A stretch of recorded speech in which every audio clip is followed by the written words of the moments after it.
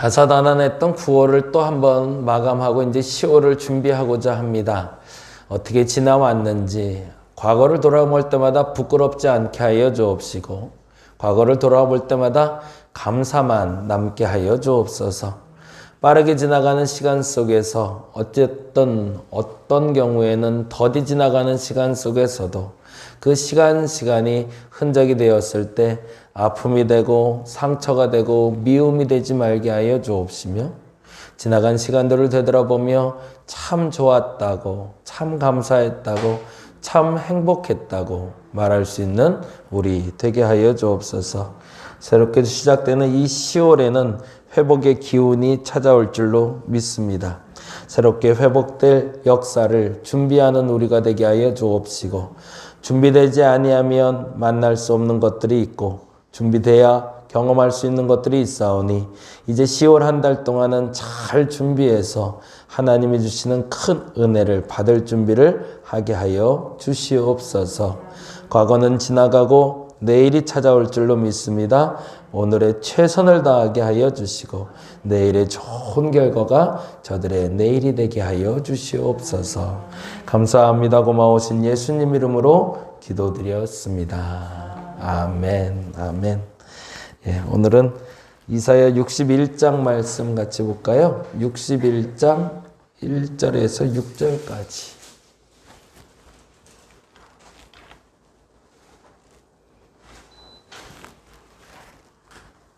이사야 61장 1절에서 6절까지 보도록 합니다. 내일 저녁에는 저녁 9시에 이제 금요 기도회 하려고 합니다. 그래서 같이 모여서 기도했으면 좋겠고요. 정부에서도 발표 대략 들어보니까 11월부터는 확진자 숫자가 늘어나는 거 감안하고 하지 않고 위드 코로나로 그냥 자연스럽게 갈 수 있도록 연결고리를 준비하고 있다고 하네요. 아마도 이제 확진자가 더 줄 거라는 예상보단 이제 확진자가 나와도 안전을 좀 보장할 수 있는 때가 됐다라고 생각한 것 같습니다. 다행히 이제 대부분 사람들이 백신 주사를 맞은 상태인지라 조금 부담 없이 이제 예배도 드릴 수 있지 않을까라는 기대를 좀 가져봐요. 근데 이 10월을 그래서 잘 보내야 될 것 같아요. 이제 10월 한 달을 잘 보내면 11월 달부터는 조금 풀린 완화된 조건 내에서 예배도 그리고 생활도 되지 않을까라고 기대를 좀 해봅니다. 같이 잘 준비했으면 좋겠고요. 이때 또 교회가 빌미가 되고 계기가 안 됐을도록 교회가 이번에는 더 잘 지켜서 칭찬받는 공동체 될 수 있도록 우리 함께 협력했으면 좋겠습니다. 대신 10월 1일부터는 그래서 정식으로 모든 예배 그대로 진행하는 걸로 그래서 새벽, 주일, 금요일 그래서 계속 모이도록 하겠습니다. 61장 1절에서 6절까지 같이 한 목소리로 읽겠습니다. 주 여호와의 영이 내게 내리셨으니 이는 여호와께서 내게 기름을 부으사 가난한 자에게 아름다운 소식을 전하게 하려 하심이라. 나를 보내사 마음이 상한 자를 고치며 포로된 자에게 자유를 갇힌 자에게 노임을 여호와의 은혜의 해와 우리 하나님의 보복의 날을 선포하여 모든 슬픈 자를 위로하되 무릇 시온에서 슬퍼하는 자에게 화관을 주어 그 죄를 대신하며 기쁨의 기름으로 그 슬픔을 대신하며 찬송의 옷으로 그 근심을 대신하시고 그들이 의의 나무 곧 여호와께서 심으신 그 영광을 나타낼 자라 일컬음을 받게 하려 하심이라. 그들은 오래 황폐하였던 곳을 다시 쌓을 것이며 옛부터 무너진 곳을 다시 일으킬 것이며 황폐한 성읍 곧 대대로 무너져 있던 것들을 중수할 것이며 외인은 서서 너희 양떼를 칠 것이요 이방 사람은 너희 농부와 포도원지기가 될 것이나 오직 너희는 여호와의 제사장이라 일컬음을 받을 것이라. 사람들이 너희를 우리 하나님의 봉사자라 할 것이며 너희가 이방 나라들의 재물을 먹으며 그들의 영광을 얻어 자랑할 것이니라. 아멘, 아멘. 오늘은 61장, 62장을 보는 날인데요. 어저께 못 봤던 59장, 60장 같이 연결해 보고 가겠습니다. 58장을 보다가 조금 미처 마무리 못했는데 참된 신앙의 삶에 대해서 이야기했죠. 금식에 대해서 이야기하면서 참된 금식이 무엇이냐? 무엇을 비우고 뭘 채우는 게 맞냐? 음식 안 먹는 게 중요한 게 아니라 음식을 통해서 나를 뭘 비우고 뭘 채워야 되는지를 아는 것처럼 내 것을 무엇을 비워서 누구의 빈 공간을 채우는 게 중요하다.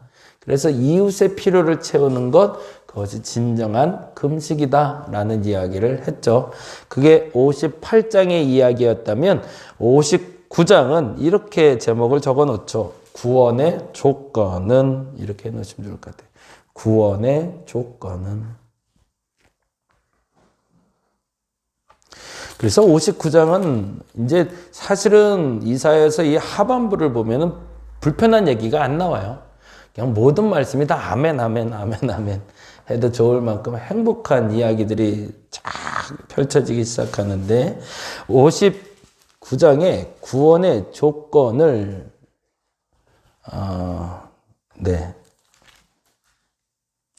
이렇게 얘기하고 있습니다. 1절 볼까요? 1절 말씀 같이 한번 읽어보겠습니다. 여호와의 손이 짧아 구원하지 못하심도 아니요 귀가 둔하여 듣지 못하심이 아니라 라고 되어 있어요. 구원이 이르지 못하고 기도가 응답되지 못하는 이유가 하나님 때문이 아니다. 구원이 안 되는 게 하나님이 안 움직여서도 아니고 하나님이 듣지 않은 것도 아니다. 그럼 뭐 때문에 구원이 오지 않을까? 이유를 이렇게 얘기하죠. 2절 말씀 읽어볼까요? 오직 너희 죄악이, 거기다 줄쳐놓을게요. 오직 너희 죄악이. 결국엔 하나님이 움직이지 않아서 구원이 내게 이르지 않고 하나님이 움직이지 않아서 내게 응답이 없는 게 아니고 궁극적으로 그 탓은 누구에게 있다? 나에게 있다 라고 얘기하는 거죠. 그러면서 이렇게 표현합니다. 2절 다시 읽어볼게요. 오직 너희 죄악이 너희와 너희 하나님 사이를 갈라놓았고 너희 죄가 그의 얼굴을 가리어서 너희에게서 듣지 않으시게 함이니라 라고. 그러니까 결국엔 그 죄 때문에 사이가 갈라진 거고 그래서 하나님이 등지게 됐다라는 표현을 쓰는 거죠. 그래서 그 죄에 대해서 자백하게 하기 위해서 그 죄가 무엇인지를 쭉 얘기하는 게 2절부터 8절까지의 얘기예요. 그리고 2절부터 8절까지 이야기하면서 9절에 딱 결론을 내요. 그러니까 그 죄에서 벗어나 의롭게 사는 건 뭘까? 죄 없이 산다는 걸 한마디로 정의하면 뭘까? 그것을 9절에 이렇게 얘기하네요. 9절 읽어볼까요? 그러므로 정의가 우리에게서 멀고 공의가 우리에게 미치지 못한 즉 우리가 빛을 바라나 어둠뿐이요 밝은 것을 바라나 캄캄한 가운데 행함으로 뭐라고요? 뭐를 회복하면 될까요? 정의와 공의를 해결하면 된다는 거죠. 너희들이 죄가 있다 그리고 회복됐다 그 기준이 뭐냐? 너희들 가운데 정의로움이 있는가? 너희 가운데 공의로움이 있는가? 그렇다면 그것이 회복이다. 근데 그것이 없기 때문에 어둠이다 라고 이사야는 아예 단정지어까지 얘기하고 있는 거죠. 왜? 그 신앙이 신앙의 삶으로 드러내지 않는 한 그 신앙은 죄 가운데 있는 것이다 라는 거죠. 그래서 58장을 얘기할 때 참된 신앙이라고 말씀드리지 않고 참된 신앙의 삶이라고 말씀드린 이유도 우리가 마음속에 하나님을 믿어 나는 공의로워 말해봐야 아무 소용없다는 거죠. 내가 마음으로 믿고 공의롭다라면 그대로 살아내야 그게 진짜 신앙이다. 삶이 없는 신앙은 의미 없다. 그래서 그 공의로운 삶, 정의로운 삶을 위해서 나는 어떻게 살아야 되는지를 고민하는 것, 그것이 참된 삶이다 라고 이야기하는 게 59장의 얘기가 됩니다. 그래서 그러면 방법이 뭘까? 그 방법을 16절에 이렇게 얘기해요. 16절 같이 한번 읽어볼까요? 15절 16절입니다. 성실이 없어짐으로 악을 떠나는 자가 탈취를 당하는도다. 여호와께서 이를 살피시고 그 다음에 뭐래요? 그 정의가 없는 것을 기뻐하지 아니하셨대요. 그런데도 불구하고 공의와 정의를 알려줬는데도 이상하다. 이 공의가 왜 세워지질 않을까? 하나님이 고민하셨다는 얘기예요. 그리고 나서 이렇게 얘기하십니다. 사람이 없음을 보시면 어떤 사람이? 공의를 생하는 사람이 없음을 보시고 뭐래요? 중재자가 없음도 보셨대요. 사람도 없고 중간에 그걸 알려주는 사람도 없고. 그래서 뭐라고 했대요? 이상히 여기셨대요. 이쯤 말하면 알아들을 줄 알았는데 왜 안 되지 이게? 그래서 한 일이 뭐라고요? 자기 팔로 스스로 구원을 베푸시며 자기의 공의를 스스로 의지하사. 무슨 얘기죠? 그래서 메시아가 왔다는 거죠. 어쩔 수가 없었네요. 사람에게 의탁해받고 사람에게 공의로워하라, 정의로워하라. 그것이 살 길이다. 그것이 죄를 벗어나는 길이다. 말해줘도 이상하다. 왜 못 알아듣지? 어쩔 수 없네. 스스로. 그래서 하나님 스스로 움직인 메시아의 나타남. 그래서 결론이 20절이죠. 20절, 21절 같이 한번 읽어볼까요? 여호와의 말씀이니라 구속자가 시온에 임하며 야곱의 자손 가운데 죄가를 떠나는 자에게 임하리라 라고. 그럼 뭘 세운 거죠? 중재자를 세우셔서 사람들을 세우는 일을 하셨다는 거죠. 그게 구속자, 죄가를 떠나는 자라는 표현으로 나오고 있습니다. 그러면 예수께서 하신 온전한 사역은 뭘까요? 정의를 바로 세우고 공의를 바로 세우는 일을 우리에게 하셨다는 거죠. 그러니 예수 그리스도를 바라볼 때 우리는 이사야의 입장에서 본다면 이 기준에서 예수의 사역을 볼 수 있어야 되죠. 어떤 공의를 세우셨는가? 이렇게 질문해야 되죠. 어떤 정의를 세우셨는가? 왜 사마리아 여인과 만나셨는가? 이 질문을 할 때 그것은 어떤 정의인가? 어떤 공의인가? 이렇게 질문할 수 있어야 되고, 문둥병자를 고치는 장면이라든가 눈먼 자를 눈뜨게 하는 장면을 통해서도 단지 병이 낫다 이렇게 보기보단 이사야의 입장에서 보자면 그것이 왜 공의인지 왜 정의인지를 우리는 볼 수 있어야 된다는 거죠. 그렇게 읽을 수 있으면 이사야가 봤던 메시아에 대한 시각을 우리도 가질 수 있겠죠. 그래서 59장은 구원의 조건은 결국에는 누구에게 있다? 그래서 예수에게 있다라고 얘기하는 겁니다. 구원의 조건이. 정의와 공의를 사람 스스로 세울 수 없어. 그것을 한탄하시던 하나님이 예수 그리스도를 중재자로 세우셔서 그로 말미암아 정의와 공의를 세우게 하셨으니 구원의 조건은 누구를 믿는 것으로부터 시작된다? 예수 그리스도를 믿는 것으로 말미암아 세워질 수밖에 없다라고 결론 내는 게 바로 59장의 복음에 대한 이야기인 거죠. 그러면 정리가 좀 되죠? 네. 60장 회복의 때는 이렇게 해놓으시면 좋을 것 같아요. 60장은 회복의 때에는 무슨 일이 있는가? 너무너무 행복한 얘기예요. 그래서 60장은 쭉 다 보면 되는데 재미난 단어를 한번 찾아볼게요. 회복의 때에는 어떤 일이 있는가를 보게 되는데 이런 일들이 있대요. 동사를 찾아볼까요? 동사 3절 읽어봅니다. 나라들이 내 빛으로 왕들은 비치는 내 광명으로 나아오리라. 여기서 먼저 중요한 걸 읽어야 되겠네요. 61장 1절부터 읽어봅니다. 61장 1절 읽어봅니다. 일어나라 빛을 발하라 이는 내 빛이 이르렀고 여호와의 영광이 내 위에 임하였음이니라. 아멘. 이 말씀엔 줄로 두 줄을 탁탁 쳐놓죠. 이거 뭐 다 외우신 말씀이지만 일어나라 빛을 발하라 이는 내 빛이 이르렀고 여호와의 영광이 내 위에 임하였습니다.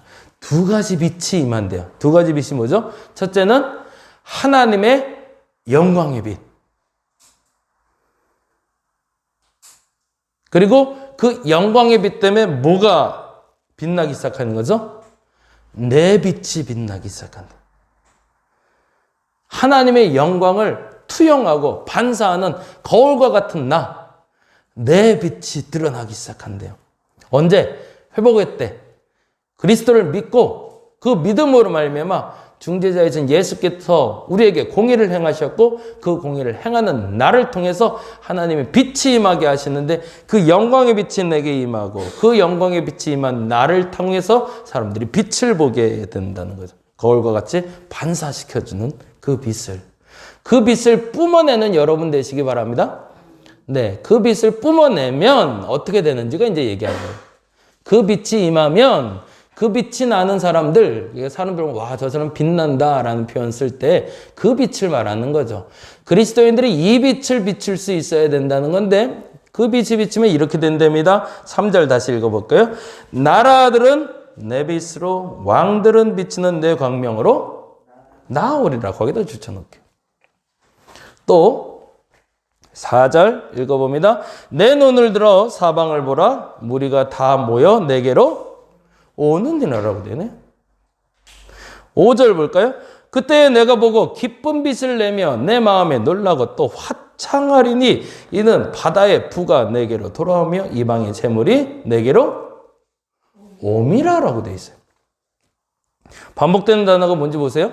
6절 허다한 낙타 미디안과 에바의 어린 낙타가 내 가운데 가득할 것이며 스바 사람들은 그 다 금과 유향을 가지고 와서 7절 뭐라고 되어 있죠? 게달의 양 무리는 다 내게로 모일 것이며 8절엔 조금 다른 표현이지만 비슷한 뜻이 나옵니다. 8절 뭐라고 되어 있죠? 저 구름같이 비둘기들이 그 보금자리로 날아가는 것 같이 날아오는 자. 날아 뭐 한대요? 온대요. 그리고 또 9절에 보니까 이렇게 되어 있네요. 곧 섬들이 나를 앙망하고 다시스의 배들이 먼저 이르되 먼 곳에서 내 자손과 그들의 은금을 아울러 싣고 와서 11절 내 성문이 항상 열려 주야로 닫히지 아니하리니 이는 사람들이 내게로 이방 나라들의 재물을 가져오며 14절 너를 괴롭히던 자의 자손을 몸을 굽혀 내게 나아오며 라고 되어 있어요. 공통된 건 뭐죠? 사람들이 내게로 모여오는 것처럼 보이죠. 근데 사람들만 모이는 걸까요? 여기서 재미있는 게 있어요. 사람뿐만 아니라 재물들도 모여오기 시작한다는 거예요. 어떻게 할 때? 내가 하나님의 영광의 빛을 내기 시작할 때. 우리 옛날 어르신들 얘기에 그런 게 맞잖아요. 돈을 쫓아다니지 말고 돈이 따라오게 만들어라. 사람을 쫓아다니지 말고 사람이 따라오게 만들어라. 사람이 따라오게 하는 방법, 재물이 따라오게 하는 방법이 이거라는 거죠. 어떻게 해야 된다? 여호와의 영광의 빛을 비추는 자가 되라. 그러면 어떻게 된다? 사람들이 내게 나올 것이다. 그리고 재물이 너에게 나올 것이다. 심지어는 어떤 사람들까지 나오냐면 라고 얘기했던 게 14절이에요. 14절 볼까요?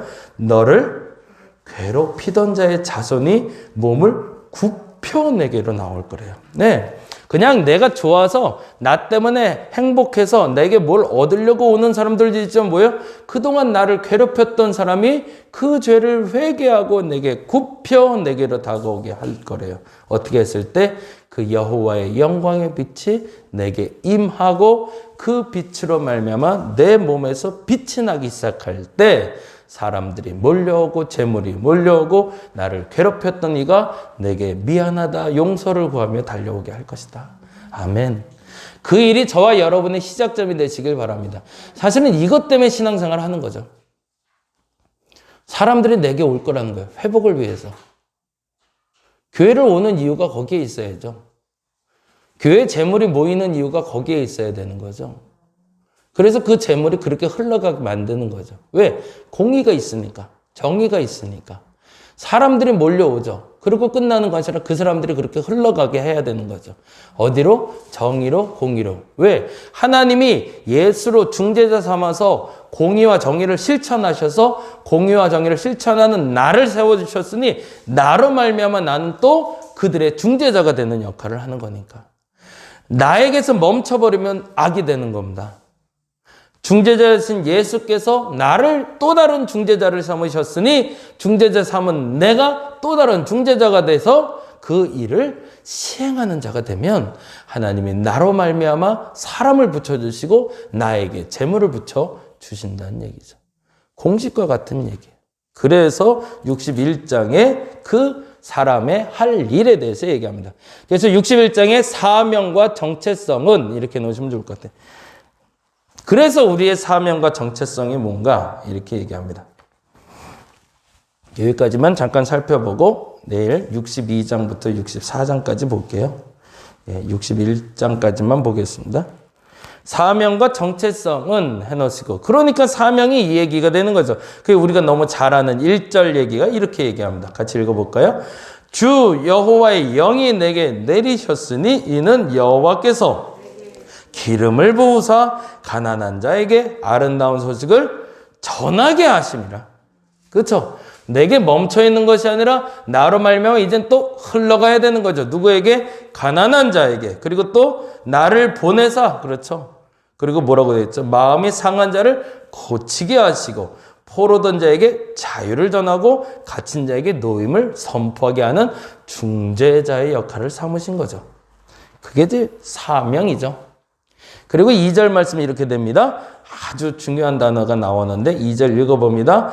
여호와의 은혜의 해와 우리 하나님의 보복의 날을 선포한대. 동그라미를 해놓을게요. 동일한 날인데 동일한 날을 두 가지로 해놨네요. 첫째는 여호와의 은혜의 해. 그거와 동일하가 뭐라고요? 하나님의 보복의 날. 이렇게 되어 있어요. 누구에게는 보복의 날이고 누구에게는 은혜의 날이 되는 거죠. 은혜의 날이 되는 사람은 누구고 보복의 날이 되는 사람은 누굴까? 지금 말한다면 그 공의와 정의로 예수 그리스도를 중재자 삼아 아멘하며 그를 믿은 자에게는 은혜의 해가 되겠지만 그 공의와 정의의 예수님을 인정하지 않고 그 날을 맞이한 자에게는 보복의 날이 되게 하시겠다는 거죠. 그러면 우리의 정체성은 뭘까? 그게 바로 6절입니다. 6절 읽고 마무리할게요. 읽어봅니다. 오직 너희는 여호와의 제사장이다. 아멘. 그래서 모든 사람이 하나님의 제사장이라는 얘기를 하는 거죠. 제사장이 그러면 할 일은 뭐죠? 지금까지 계속 얘기한 걸 하면 공의와 정의를 실천하는 사람이죠. 예수께 배운 대로. 그리고 그 사람을 뭐라고 얘기하면 그 사람은 위대하고 인정받고 사람들에게 칭송받을 사람이라고 얘기하지 않아요. 이렇게 얘기합니다. 6절에 오직 너희는 여호와의 제사장이라 일컬음을 받을 것이라 사람들이 너희를 뭐라고요? 우리 하나님의 봉사자라고 부른대요. 섬기는 자로 오신 예수에 대해서 이렇게 정의를 하고 있는 거죠. 그러니까 우리는 하나님 앞에선 제사장이지만 사람들 앞에선 봉사자로 살아가는 사람들. 요 얘기만 하나 하고 마무리할게요. 요즘 형님하고 유대인들의 책을 좀 봐요. 유대인들의 율법서 얘기를 보는데 안수를 하잖아요. 그렇죠? 사람들에게 안수해서 병도 고치고 또 목사 안수도 주고. 근데 이게 원래 시작이 거꾸로였대요. 원래는 사제에게 안수를 받으러 온 사람, 기도를 받으러 온 사람이 오히려 사제의 목에다가 손을 얹었대요. 지금은 목사님들이 손 얹고 기도하잖아요. 근데 옛날에 목에다가 그 목사님들의 목을 잡고 기도했대요. 그게 무슨 뜻이었을까요? 옛날에 제사를 모실 때, 그러니까 제사를 드릴 때, 유대인들의 제사를 드릴 때 양을 잡으면 양을 잡는 이유가 뭐였죠? 대속이었거든요. 그 양이 대신해서 내 죄를 짓고 죽는다는 뜻이었다는 거예요. 그래서 과거에는 내 죄를 우리 목사님이 대신 치고 죽을 거라고 생각하고 그 목을 잡고 기도했다는 거예요. 훨씬 더 의미 있지 않아요? 그러면 이 목사님에 대해서는 내가 함부로 할 수가 없는 거예요. 왜냐하면 내 죄 때문에 죽을 사람이거든요. 그러면 이 목사님은 뭐 해야 돼요?